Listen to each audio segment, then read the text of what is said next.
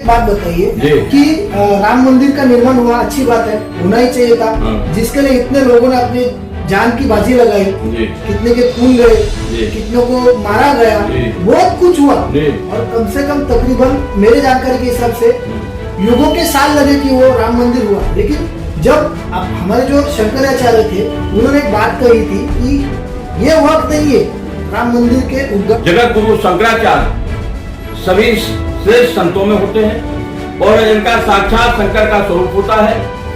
शंकराचार्यों को हमारे देश की जो है मर्यादा पुरुषोत्तम श्री राम की प्रतिष्ठा, उनको स्थापित करना, उनको जो है सुसज्जित सुशोभित करने का समय हमारे शंकराचार्यों के द्वारा ही इनको सही बात पूछा जाए तो सुनिश्चित करना चाहिए था।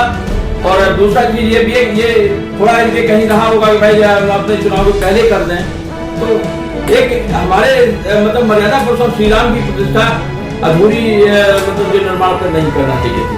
Ready top 10 Maharashtra news channel मध्ये आपलं स्वागत।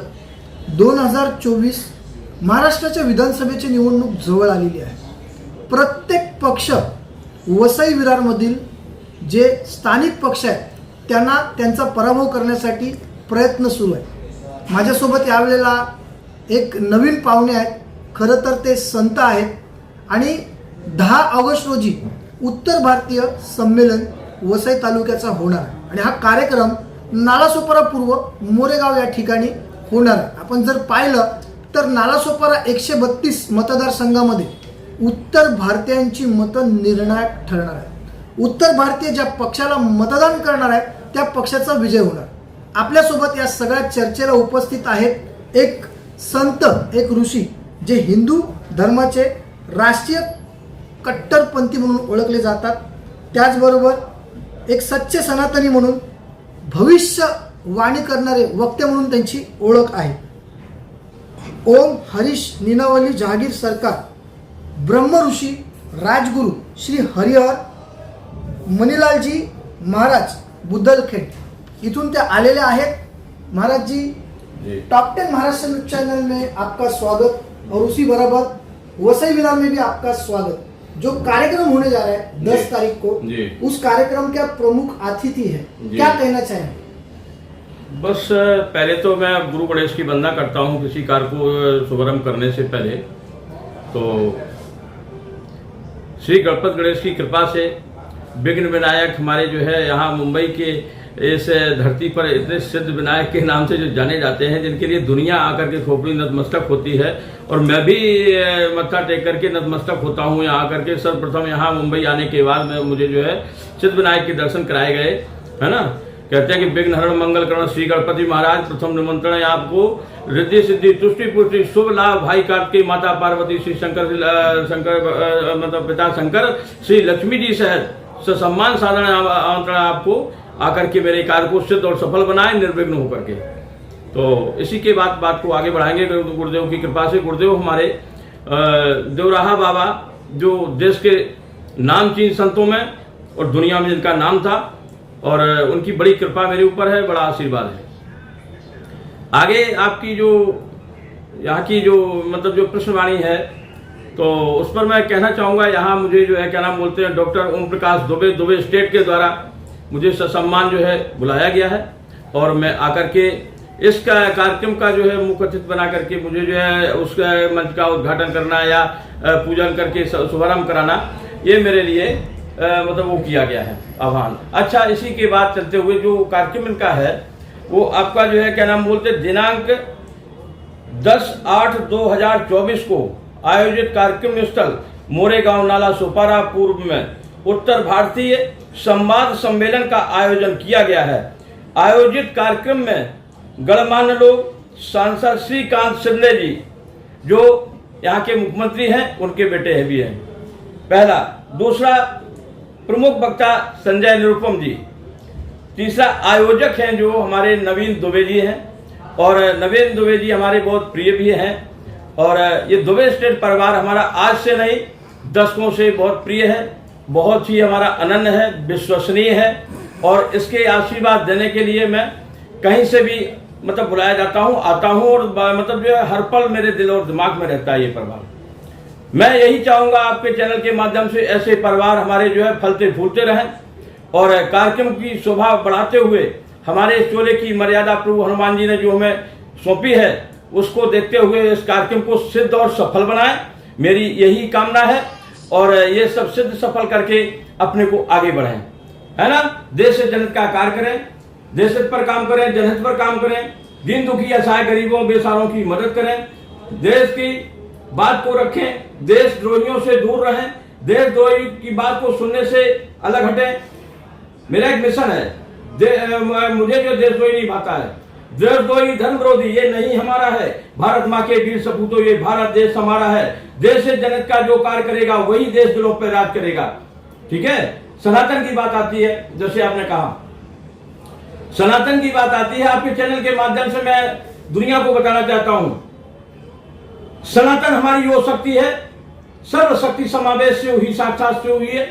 और सत्य जो कहते हैं सत्य ही शिव है, शिव ही सुंदर है, सुंदर ही शक्ति है और शक्ति ही सनातन है। सनातन कुछ और नहीं है। कण कण में मतलब कंकर कंकर शंकर है, कण कण में बास उन्हीं का है, सर्व देवों में देव महादेव जो भी है। सनातन हमारा सर्व शिव सिद्ध सर्वमान हमारे क्या नाम सनातन ही सब कुछ है महाराज जी। तो सनातन पर जो अगर कोई गलत बोलेगा तो वो सुनने को मैं तैयार नहीं हूं।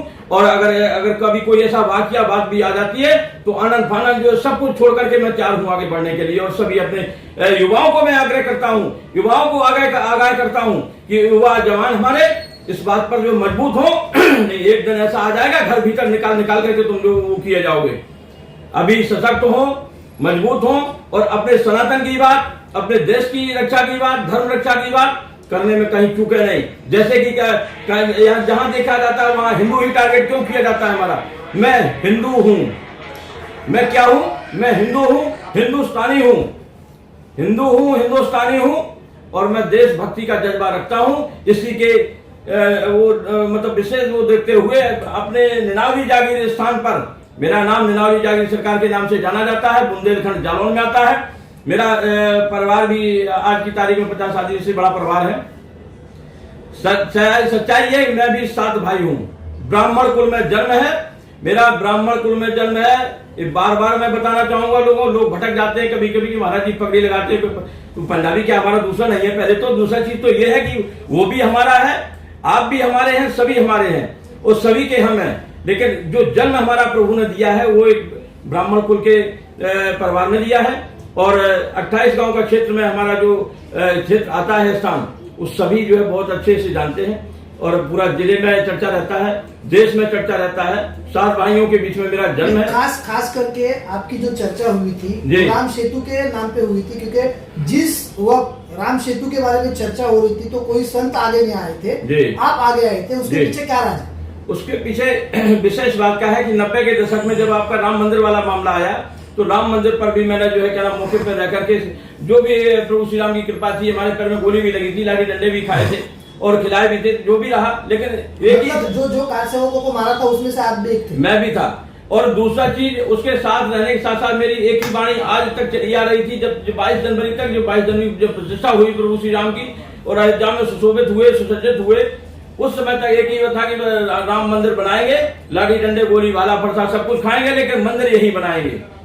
मंदिर हमारा बना। 22 जनवरी को हमने पुनः संकल्प लिया है 108 हनुमान जी के सिद्ध महायज्ञ कार्यक्रमों के आयोजन का, जो देश विदेश सभी जगह करेंगे। वो उसका निमित्त आप पूछना चाहेंगे इस बात को कि क्यों करेंगे महाराज जी, उसका भी हमारा निमित्त एक ही है, विश्व शांति, देश रक्षा, जन भक्तों के कल्याण के निमित्त मेरे ये कार्यक्रम होंगे और दुनिया देश में सब जगह होंगे। मेरा देश है, देशभक्त मेरा है, सच्चा सनातनी मेरा है, देशद्रोही मेरा कुछ भी नहीं है, ये ध्यान रखिए। पर देशद्रोही कौन किसको आप देशद्रोही देशद्रोही मैं उसको मानता हूँ जो देश की मतलब जो द्रोह करने का काम करता हो, देश में गलत नजर रख करके और देश में रह करके उसी देश का खा रहा है। मैं देखिए एक कहा गया है, एक उसमें आता है साधारण सी बात, हम लोग कहते भी बोलते हैं, क्या नाम बोलते हैं इसको, दिमाग में नहीं आ रहा है।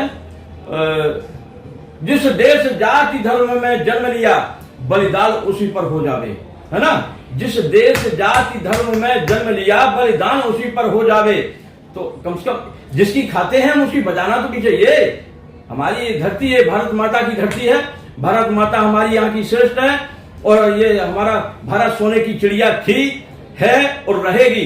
और सोने की चिड़िया नहीं, अब तो मैं नौयुवाओं से मैं कहना चाहूंगा, नौयुवकों से कहना चाहूंगा, मेरा आशीर्वाद भी उनके साथ है कि अभी सोने की चिड़िया कही जाती है, प्लेटिनम बना करके दिखाइए, तब तुमको कोई जानेगा कि हाँ कोई हिंदुस्तानी हो।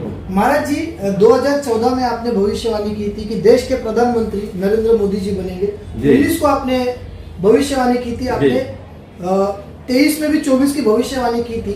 लेकिन आपको नहीं लगता है जिस राम मंदिर के बारे में आप बोल रहे हो, ऐसा क्या हो गया कि उसी राम मंदिर में, मतलब उसी अयोध्या में प्रधानमंत्री को नकारा गया? भारतीय जनता पार्टी की वहां पे बड़ी हार हुई। इसके पीछे आप क्या वजह मानते हैं? क्या अयोध्या के लोग गलत थे? क्योंकि आज अयोध्या के लोगों के बारे में जो कहा जाए उसके बारे में आपकी क्या राय है सर? मैं आपके चैनल के माध्यम से बताना चाहूंगा, एक प्रश्न आपका रह गया बीच में जो राम सेतु वाला था। इसके बाद 2007 में जब राम सेतु का मामला चला तो मैं अपना कार्यक्रम कर रहा था। वो कार्यक्रम के समय जब ये जानकारी आई, चैनल यूट्यूब टीवी में जो चर्चा आई, प्रचार हुआ इसका कि मतलब राम सेतु टूटेगा, और वेदांती जी ने वो क्या नाम बोलते हैं आपके करुणानिधि करुणानिधि जी ने कहा था, तमिलनाडु के मुख्यमंत्री जी ने, कि राम सेतु टूटेगा। तो उस पर जो हमारे वेदांती जी ने जैसे कहा था कि मतलब जो अपने शब्दों में जो भी कहा उसको लेकर के उन्होंने कहा कि वेदांती जी के 3 दिन के अंदर रजिस्टर करिए। तो जब ये सब सुना कि संत देश का कोई बोल नहीं रहा, तो मैंने कार्यक्रम छोड़ा और मैं लखनऊ पहुंचा। लखनऊ पहुंच करके बाई प्लान इसके बाद अयोध्या जी गया। अयोध्या जी जाकर के ज्ञानदास जी महाराज अखाड़ा परिषद के अध्यक्ष थे, उनसे बात हुई हमारी, और इसके बाद हमारी वेदांती जी से बात हुई। वेदांती जी भी जो इस चीज को बोले कि मतलब महाराज जी अब देखिए क्या हो रहा है ये सब। तो मैंने कहा आप लोग सहयोग करेंगे मेरा? तो अध्यक्ष जो आपके ज्ञानदास जी महाराज थे अखाड़ा परिषद के, उनका भी कहना यही था महाराज जी बिल्कुल मैं सब साथ हूँ, और आप जो है चाहे तो कदम बढ़ाएं। तो मैंने कहा ठीक है मैं कदम बढ़ाता हूँ, आप लोग सहयोग करिए। मैं आकर के लखनऊ उत्तर मुखी दारुल हनुमान मंदिर पर संकल्प लेकर के बैठ गया। 2007 का मामला है, बीएसपी सरकार थी यूपी में, और कुछ बवाल भी थोड़ा बहुत हुआ उस पर। तो हनुमान जी की कृपा से मतलब जो बीएसपी सरकार में जो भी वो था, उन सब लोगों ने जैसी जानकारी हुई कि महाराज जी कार्य में कोई बाधा डाल रहे हैं, तो उन लोगों ने हमारी सुरक्षा का तुरंत व्यवस्था किया। वहां पर व्यवस्था लगाई गई। व्यवस्था के तहत मैंने सारा कार्यक्रम किया और देश की जगह जगह किया। करते करते आप सबके सामने नेट पर उपलब्ध है, इंटरनेशनल मतलब जो कंप्यूटर डाला है, भविष्यवाणी जो मैंने किया था हनुमान जी की कृपा से, हनुमान जी की शक्ति पर जो शब्द निकले थे वो सिद्ध और सफल हुए। राम सेतु वाला मामला ये। अब आपने कहा जैसे कि अयोध्या वाला मामला, अयोध्या में हार का देखिए सबसे बड़ा कारण ये है, घर का जो मालिक होता है और जो सदस्य होते हैं, सदस्य क्या कर रहे हैं वो सच्चाई जब तक मालिक को अगर कहीं छुपाई जाती है, मालिक तक नहीं पहुंचाई जाती है या जानकारी नहीं होती है, तो उसका नुकसान होता है, उस मालिक का नुकसान होता है।